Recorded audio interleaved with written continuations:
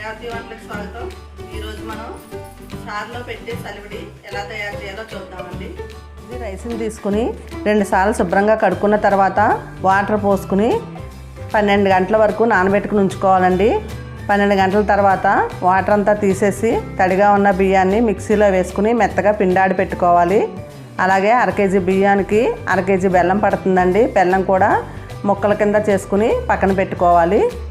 ఇందులోకి మనం కొంచెం గసగసాలు కూడా వేసుకోవాలండి. అలాగే డ్రై ఫ్రూట్స్, జీడిపప్పు, బాదం, కిస్మిస్లు, ఖర్జూరాలు కూడా వేసుకోవాలి. అలాగే యాలకులు పౌడర్ చేసి ఉంచుకోవాలండి. ఎండు కొబ్బరి చిన్న చిన్న ముక్కల కింద కట్ చేసుకోవాలి. ఒకవేళ ఎండు కొబ్బరి లేకపోతే పచ్చి కొబ్బరి ముద్రకాయ కూడా ఒక చెక్క ముక్కలు చేసుకుని సన్నగా ఉంచుకోవాలండి. అలాగే ఒక 1/2 కప్పు నెయ్యి కూడా తీసి పెట్టుకోవాలి. ఇప్పుడు మనం మిక్సీ పట్టిన బియ్యాన్ని చక్కగా జల్లెడ పట్టుకుని మెత్తటి పిండిని జల్లించి పెట్టుకోవాలండి. జల్లించుకున్న పిండి మొత్తం ఆరిపోకుండా పాకం తయారయ్యే వరకు కూడా గట్టిగా నొక్కి పెట్టి ఉంచుకోవాలండి. ఇప్పుడు స్టవ్ ఆన్ చేసుకుని గిన్నె పెట్టుకుని కొంచెం నెయ్యి వేసుకుని స్టవ్ని సిమ్లో పెట్టుకోవాలండి. మనం కట్ చేసి పెట్టుకున్న కొబ్బరి ముక్కలు వేసుకుని కొంచెం కలర్ వచ్చే వరకు ఫ్రై చేసుకోవాలండి. ఫ్రై అయిన కొబ్బరి ముక్కల్ని వేరే గిన్నెలో తీసి పెట్టుకుని అదే గిన్నెలో మనం కట్ చేసి పెట్టుకున్న డ్రై ఫ్రూట్స్ని కూడా ఫ్రై చేసుకోవాలండి.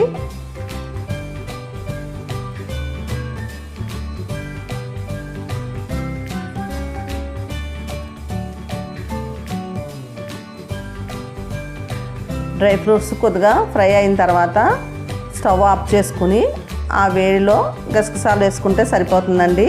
గసగసాలు ఎక్కువగా ఎగితే మాడిపోతాయి, అందుకని లైట్గా వేపుకోవాలండి.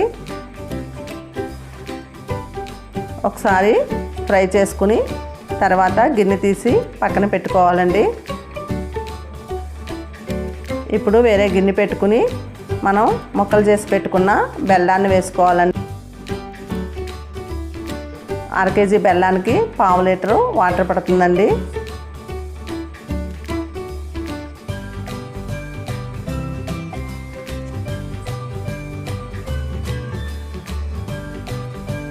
పావు లీటర్ వాటర్ పోసుకుని బెల్లం కరిగే వరకు కలుపుకోవాలండి.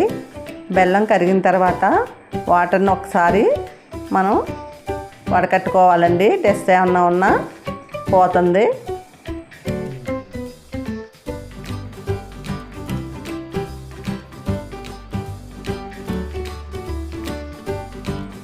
వడకట్టుకున్న బెల్లం వాటర్ని మళ్ళీ గిన్నెలో పోసుకుని స్టవ్ ఆన్ చేసుకుని పాకం వచ్చే వరకు మరిగించుకోవాలండి. పాకం మరిగేటప్పుడు అందులో కొంచెం నెయ్యి వేసుకోవాలి. అలాగే పౌడర్ చేసి పెట్టుకున్న యాలకులు కూడా వేసుకోవాలి. ఇందులోనే మనం ఫ్రై చేసి పెట్టుకున్న డ్రై ఫ్రూట్స్ అన్నీ 3 వంతుల వరకు వేసుకోవాలండి. గార్నిష్ కోసం కొంచెం ఉంచుకుని మిగిలినవన్నీ పాకంలో వేసుకోవాలి.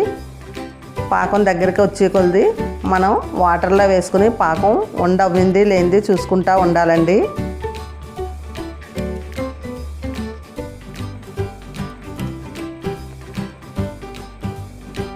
పాకం దగ్గర పడే వరకు కలుపుకుంటూ ఉండాలండి. దగ్గర పడిన తర్వాత మళ్ళీ వాటర్లో వేసుకుని ఒకసారి ఉండవుతుందో లేదో చెక్ చేసుకుంటూ ఉండాలండి. ఉండ బాగా గట్టిగా అవ్వకూడదండి. గట్టిగా అవితే సలివిడి బిగిసిపోతుంది. అందుకని చెప్పి పాకం కొంచెం మెత్తటి ఉండ అవ్వేలాగా ఉండాలండి. అలా మెత్తగా ఉండేటట్టుగా ఉండాలండి. ఇప్పుడు మనం స్టవ్ ఆఫ్ చేసుకుని మనం జల్లించి పెట్టుకున్న పిండిని ఉండలు లేకుండా కలుపుకుని పిండి కొంచెం వేసుకుంటూ పప్పు గుత్తి తిప్పి వెనకాల కర్రతోటి కలుపుకుంటూ ఉండాలండి. మనం జల్లించుకున్న పిండి మొత్తం అందులో కొంచెం వేసుకుంటూ ఉండలు కట్టకుండా కలుపుకుంటూ ఉండాలండి. పిండి బాగా కలిసిన తర్వాత మిగిలిన నెయ్యి కూడా అందులో వేసుకుని కలుపుకోవాలండి. ఒకవేళ పంచదార వేసుకున్నా సరే బెల్లం పదులు పంచదార వేసుకున్న 1/2 కేజీ బెల్లమే 1/2 కేజీ పంచదారే పడుతుందండి.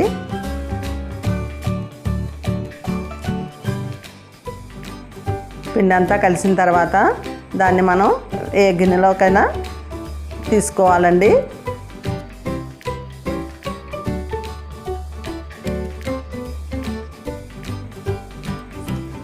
ఇప్పుడు గిన్నెలోనూ మనం మిగిలిన డ్రై ఫ్రూట్స్ అన్నీ పైన వేసుకోవాలండి.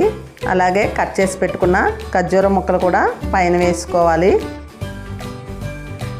ఇంతేనండి, మనకి అమ్మవారికి కానీ సంటి పిల్లలతో వెళ్ళే పెళ్లి కూతుర్లకు కానీ కూడా సారీలో పెట్టుకునే సలివిడి రెడీ అయిందండి. ఈ వీడియో కనుక నచ్చితే మీరు లైక్ చేయండి, షేర్ చేయండి, సబ్స్క్రైబ్ చేసుకోండి.